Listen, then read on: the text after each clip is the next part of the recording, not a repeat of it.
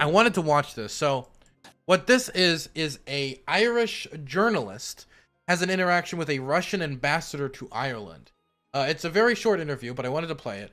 And he asks questions like, why should our government entertain your presence here when you're acting as an apologist for slaughter? This is obviously referencing the Russian invasion of Ukraine, which has led to kindergartens being struck, has led to children's cancer hospitals being struck, children dying, many civilians being killed, and many other war crimes, obvious war crimes, like the kidnapping of staff in Chernobyl.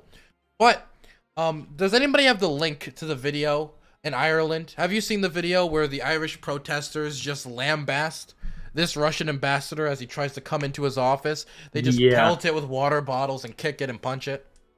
Yeah, actually, yesterday when I was doing a little miniature stream, because as I do occasionally stream, I just want to sort of clarify, I kind of stream every once or so, but I'm not a streamer per se. But I did actually stream for the first time in a couple of weeks, basically, on Ukraine. I did actually show that that video, and it was actually, man, the Irish, you got to give the Irish that. I mean, they certainly have their ways with the government officials of any nation. Yeah, I gotta say, historically speaking, the fact of the matter is the Russian ambassador, in my opinion, got off easy.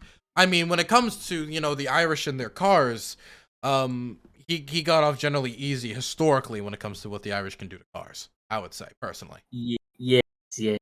I mean, they have some creative ways of. I shouldn't say this. Creative ways of dealing with people. That sounds so bad, but Jesus. No, but of course, joking. Of course, never. Don't target ambassadors violently. Of course. If somebody has to have the video in chat, right? Somebody link the video. I would like to watch it again. It is very funny. One of my favorite videos that have actually come out of this. Here it is. This is the video.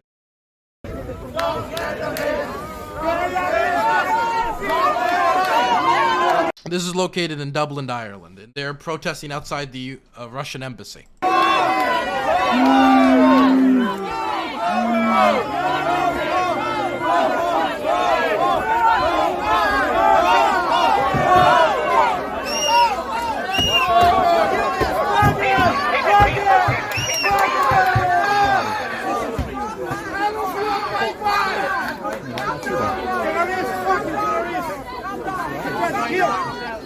Extremely based, very based. Well, sorry, you know what they say, come out here, black and tans, come out and fight me like a man. Well, now there's been another interaction in Ireland, this time between an Irish journalist and a Russian ambassador. And from I've heard, it was been a little spicy. So let's play that video quick. Shortly before we came on air, I spoke to the Russian ambassador, Yuri Filatov. I first asked him when his country would stop its aggression against Ukraine. Well, I understand that is an emotional question, and it's a highly emotional issue for many people here in Ireland. For us, it is emotional as well. What we are talking here is really a humanitarian tragedy in Donbass. It is a humanitarian tragedy in Ukraine, Ambassador. Amnesty International has documented... He didn't even wait. It was like, it is a humanitarian tragedy in Donbass. Well, sir, what about all of that? And boom, just right into it. Not to mention, the vast majority of the violence that is currently happening within Ukraine is being done by Russian forces. It's not even a question. The vast majority of the artillery strikes, the vast majority of the missile strikes, the vast majority of the damage to local civilian infrastructure, housing, local children's cancer hospitals, which were struck recently by Russian artillery, local kindergartens. If your issue in Ukraine is the humanitarian tragedy, then you should be working with the Ukrainian government, for instance, in Donbass, to improve water security, which is a legitimate issue, not trying to bomb and expand the conflict. Expanding the conflict does nothing but make the humanitarian situation worse and increase the amount of refugees that have to flee the country en masse. Indiscriminate attacks on civilian areas and strikes on protected objects such as hospitals by your country's army. Well, if you want to make a statement, you are free to do that. But if you... I'm quoting Amnesty International, sir. Well, it doesn't matter. I mean, will you let me explain some basic facts? Please, try your best. Okay. So what we are talking about is the sad truth that the war has been going on in Donbass for almost 8 years, waged by the Kiev regime against the people of Donbass and Lugansk, Donetsk and Lugansk republics. I'm sorry, Ambassador, but that war was started by Russia. It was fomented by Russia. It was continued by Russia. Russia has been arming the separatists in those areas you mentioned. Actually, I think the Irish ambassador is kind of underselling it. It's not that and I would wonder your opinion on this as well, Stoic. It's not that the Russians have just armed them. It's that the Russians were militarily engaged in that region. They were engaged in the region of Donbass, as in they were going there unmarked and assisting them. The same thing they did in Crimea. They went in unmarked and then denied they were there until it was too late to stop them. Yeah. I mean, hands down. I mean, I know what the Russian ambassador is trying to do over here. He's given the awkward job, essentially, of playing apologetics to the Russian government. I mean, if he was a man of caliber, he would resign from his position, actually. I would, if I was in his position, I would resign. I'm like, fuck, I'm not doing this. Bro, I mean, I could see... I would see it as something of a man of integrity would do. Definitely, if you listen to Putin's speech, his speech, a lot of it was centered on oh, Ukrainians, they're our brothers, they're one people, or Ukrainians and Russians are basically the same. And if you're making that argument that they're like the sister country, you're tied so inexorably, then if anything, you should be so moved by the amount of death and destruction that the Russian government is inflicting upon Ukraine that you would say, I can no longer serve the administration that is waging that destruction and be an asset to that destruction, and go on news stations like this and try to peddle favoritism in favor of that destruction. Well, the thing about when people say, oh, you can't easily resign because you may get poisoned by Putin, here's the thing about that. I mean, is he then doing it out of some form of conviction? Other than that, the thing is that to be honest, if I was in his position, I would resign. Even if Putin threatens basically to poison me, I would still resign, because why would you want to be a slave, essentially out of fear, doing apologetics for a regime? You have blood on your hand. Absolutely. So blood over here. Absolutely. Yeah. If I found out tomorrow that the United States let's say I was an ambassador from the United States, and I found out tomorrow that America was going to invade Iran, what I would feel would be the responsible thing for me to do would be to resign from that position, because I know how much death and destruction that would end up waging. And I wouldn't want to be a partner in that in any way. Now, maybe if you could make the argument that through my position, I could advocate for it to be brought back or something like that. But that's not what this ambassador to Ireland is doing right now. He is arguing in favor of or doing at least apologetics for the invasion. We did not. That has been started by the government which came to power in 2014 in February.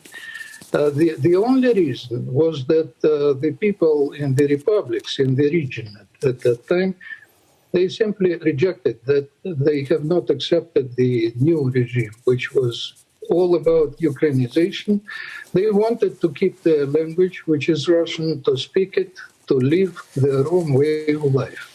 And just for that reason, they were victims of the armed operation aimed to suppress them. Ambassador, you are giving us the Russian version of events. Why should our viewers believe? The thing that's interesting about this is I'm not necessarily even opposed to the idea that the people in this area should necessarily be allowed to be their own separate thing if they wanted to be. The problem is, for example, with Crimea, when you invade Crimea, right, with saying the whole time you're not really invading Crimea, you're doing it while unmarked, right, going into Crimea, you then take it by force, then you hold a referendum where both options don't include joining back with Ukraine. Neither option really includes that. It's no option really at all. And then there's wild fraud discovered. There's the release of the results that aren't accurate. There's a huge boycott. There's voter intimidation. That doesn't sound like somebody who's confident in the popularity of the Russian position. It might be true that if you had a completely fair referendum, that the Russian position is the one that wins in the end. But it should be done through an internationally monitored referendum. It should not be done under the whims of the Russian government moving in by force. Exactly. Plus, we had a Minsk Accords. There was a process by which negotiation diplomacy could have been pursued. So it's not like as if essentially, the people of Donbass had no choice but to go down this path. No, there were plenty of diplomatic avenues available to them that Putin completely rejected. Absolutely. And when he mentions 2014, a lot of the narratives about 2014 is, it was an American coup. I do want to remind everybody that after the Euromaidan protest, the Euromaidan revolution, whatever you want to call it, there was a democratic election to elect the new leader of Ukraine. I do want to put that out there. It's true. It's true. There was no coup. Ambassador, you are giving us the Russian version of events. Why should our viewers believe the Russian version of events when Russia has been misleading us in recent weeks? I don't think we have been misleading anyone. Well, 10 days ago, sir, 10 days ago, you told Sarah McInerney on primetime that claims of an imminent Russian invasion of Ukraine were ludicrous, that they were an attempt by America to inflate tension. Now, either you did not know what was going on, or... No. You don't understand it. He was watching the infrared stream. He should have just watched a different streamer, that's all. Or maybe he was watching Hassan's stream. It could have been either one. Or you were lying, sir. Which was it? No, I did not. You did so say that, sir. I talked about some things as well. It's not our choice. The war, the military option is not our choice. And we did not. But, sir, your forces have invaded a sovereign nation. It absolutely was your choice. Well, it was not our preferable choice. But it's the choice you made. And the thing is, the argument is that, and this is the argument that the Russian government puts forward, that the Ukrainians were going to invade and take back the Donbass territory. They were going to invade Russia. In fact, their troops entered into Russia. That they were going to use WMDs and chemical weapons, right? That they did this, they did that, they did all these things, right? There were border skirmishes, right? Stoic, I think we both agree on that. But that's not out of character for the border between Donetsk, Luhansk, and this territory. That's not like a new thing. The Donbass, that has been happening ever since 2014, since the start of the conflict. There was an escalation in violence, but much of that was prompted by the rebels at the behest of the Russian government. And many of these claims that the Russian government was pushing were obvious false flags and just straight up lies. Are you telling me that the Ukrainian government decided to plan an invasion of Russia and or the Donbass region, and they decided that the best time to do it was when 150 to 200,000 Russian soldiers were on their border, with 80% of them being in a position to invade the country? That out of all the years since 2014 that they decided to try to take back that territory, they decided we're going to do it right now when it strategically makes the least amount of sense. That makes no sense. It makes no sense. Just think about it. If you were Zelensky, would you wait until the Russians were at your doorstep to say, okay, it's time to fight the Russians? Of course not. Well, you see, Dylan, actually, that's the biggest brain move to do. Big brain move is you actually do action then. Very big brain move. It's very big brain, because then you can bring in the Russians and wait for their incompetence to collapse their armies. Yes. This all works out somehow. Somehow. If you are a little bit patient, you would listen through what I have to say. We tried all efforts to settle things politically through the Minsk process. They have failed. It all became clear that Kiev just did not want to settle that in the format of the Minsk agreements, let alone talk directly to the republics. They simply... Can I just throw out there that invading Ukraine is a very obvious violation of the Minsk agreement? But I feel that's kind of like an obvious, of course, like a kind of an obvious. It's like Satan screams like, "Oh, look at that! It's diplomacy over there. I'm going to blow up that diplomacy now." It'd be like I'm sitting here like, I think the Germans are invading Poland. I feel like this might be a violation of the Treaty of Versailles. I'm not exactly sure. Like a little motorcade. So. Diplomacy as a cover to prepare an offensive on the Donbass. There is no proof of that, sir. There is no proof whatsoever. Are you expecting the world to believe that Kiev waited until you had nearly 200,000 troops massed on its border? You watched my stream. You're welcome, Ireland. To launch an offensive. It is ludicrous, to use your own word. Well, you may say so, but it's a fact. You may ask. He says it's a fact, but can I just throw out there that I believe it was the Foreign Ministry of Ukraine said about all these allegations that there was some planned invasion or that Ukraine was attacking Russia or any of these things. It's like, we are asking for an independent investigation by a third party into these claims. And instead of accepting those terms or talking about those terms, the Russian government ignored the request for a third-party investigation and instead launched an invasion of Ukraine in violation of the Minsk Agreement. The French and German diplomats which have been involved in the process in the Normandy format, and please ask them, have there been any instance when the Kiev delegation there agreed to something? Not a iota, nothing through the 7 years.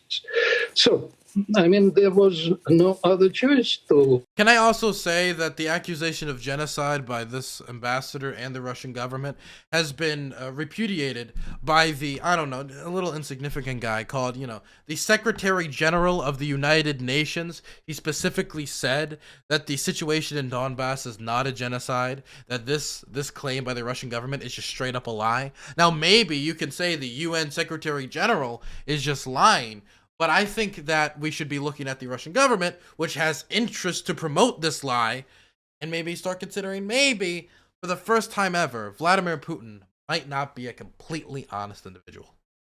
Oh, you don't say. I'm starting to think that he might not be extremely honest.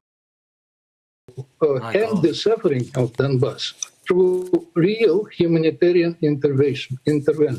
That's what the special operation is exactly about. Wow, really? So why is it around Kiev? Why is it around Crimea, in the south of the country? What about the amphibious invasion attempts in Odessa? What about the, striking on a children's hospital? Specifically a children's cancer hospital, the striking of kindergarten. Were the 3 children killed by Russian forces? Were they like secret, like anti-Donbass terrorists that the UN just somehow missed, that the Secretary General missed? Was the strikes on civilian homes and the missiles sent into Kiev that struck a civilian infrastructure, was that also to stop the genocide? How did that stop the genocide? I'm very curious. What about the reports coming out right now about the striking of nuclear facilities, specifically nuclear waste facilities in Kiev, and their possibly the risk of radiation contamination of the city?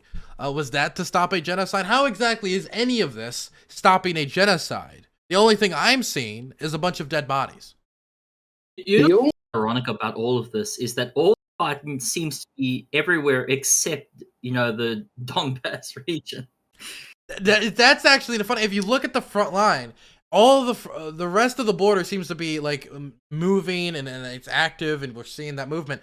The least amount of movement and offensive and actual border movement and invasion occurring at the moment is around Donbass. That is actually the region of the border between Russia and Ukraine where we've seen the least amount of military movement, except around Mariupol. Exactly. Is exactly about the only by special operations, sir. You mean the invasion of a sovereign nation? The only aim of the operation is to neutralize the ability of Ukrainian military to inflict any more suffering on Donbass. Ukrainians should not be afraid of that. Mr. Ambassador, Ukrainians shouldn't be afraid of the missiles. They're love missiles. They're here to distribute love and hugs to everyone. Mr. Ambassador, Ukrainians are being killed by your forces. How can they not be afraid?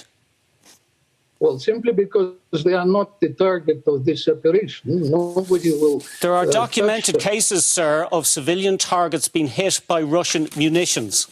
I have I have no such proof. And what do you mean this video and documented? There's tons of examples of this. Just put up the kindergarten. Was it a military kindergarten where these 5-year-old super soldiers that were going to infiltrate fucking Moscow and assassinate Vladimir Putin? Yeah, I mean, I'm starting to make a little bit of a list of all the war crimes that Russia has been doing, and at the moment, let me see, I've got 1, 2, 3, about over 5 examples. Could you say those? Could you say those examples? Okay, sure. The first one I think was the kindergarten being hit, a violation of essentially Article 52 of the Geneva Convention's Additional Protocol 1. The targeting of a medical vehicle, which is a violation of Articles 35, Articles 21, Articles 35 of the Geneva Conventions 1, Article 21 of the Geneva Convention, Geneva Conventions 4, Article 21 of the Additional Protocol 1, Article 11, subsection 1 of the Additional Protocols 2. Then, of course, there's the targeting of that apartment complex that was done in Kiev by the cruise missile. And then recently, this would actually be classed as a war crime, the targeting of the nuclear waste facilities, which is violation of Article 56 of the 1977 Additional Protocol 1. You missed one. What about the kidnapping of the staff in Chernobyl? That would also be a war crime, I assume. Yeah, I actually have to add that. Actually, you remind me to add that one. I'll add that one. No worries. Okay, let's finish the interview. We are not aimed at that. The government here has been urged to expel you by Sinn Féin, by Labour, by Fianna Fáil MEP Billy Kelleher. Why should our government entertain your presence here when you are acting as an apologist for slaughter? Well, it's a good question. You think? Might ask that your government. It's up to them. I can leave anytime. Ambassador Yuri Filatov, Ambassador of Russia to Ireland for the moment at least. Thank you for joining us. His answer to that question was, "Oh, I could leave at any time." Not really making a great case for himself. Dude, I don't know what it is recently, but there was also an example of there was a moment of silence during the end of the UN Security Council meeting. I don't know if somebody posted it on Twitter. If you could link it in chat, I would appreciate it. But there was a moment where the Ukrainian ambassador to the United Nations asked for a moment of silence for the people who have died during the invasion of Ukraine, and the Russian ambassador interrupts the moment of silence. Have you seen this, Stoic? You're played. Let me see if I have seen it, because it's there's so much footage. I'm starting to get muddled with which one's which. So he interrupts the moment of silence to say, "I would like to add a second moment of silence for Donbass." Like he's doing an all lives matter moment. Yes. It was absolutely wild. If somebody has the clip, I would appreciate it. Oh, this happened yesterday during the UN Security Council meeting. I don't want to have to scroll through all the footage in the UN Security Council meeting. We're going to finish the stream watching the Security Council meeting. Somebody just posted? Thank you very much. Here it is. Absolutely wild. And you can even feel the whole room just just glaring at this man. You can feel just the disgust from everyone. Listen to this. To pray for souls of those who has been already killed, for souls of those who may be killed.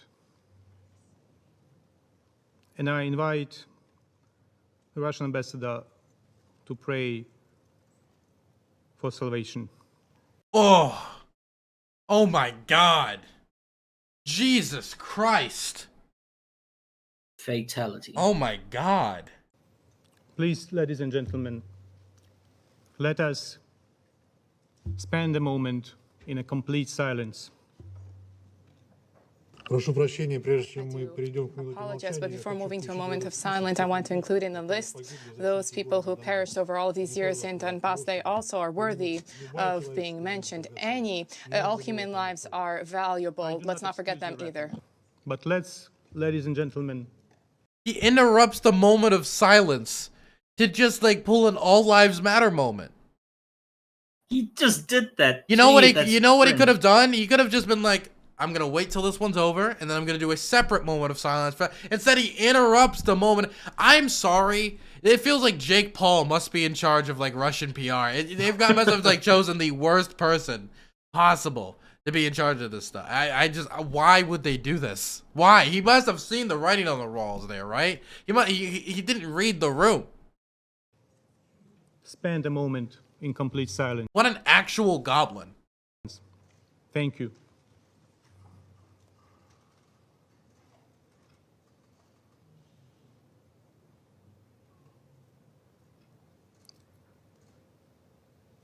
I thank you very much, ladies and gentlemen.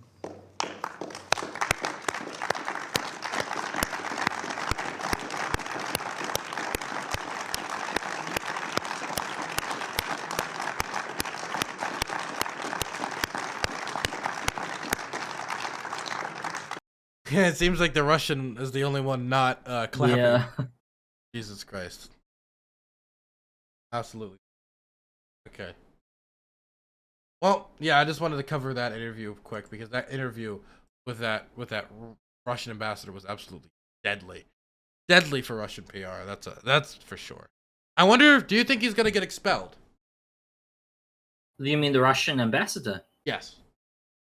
As much as I would like him to get expelled, there's no reason for him at this moment to get expelled unless Putin decides to like poison him when he's leaving or something like that. Which at this moment, no, I don't think the Russian ambassador is going to get yeeted. That's the sad thing about all of this is that the Russian ambassador likely is going to be the Russian ambassador next year as well. So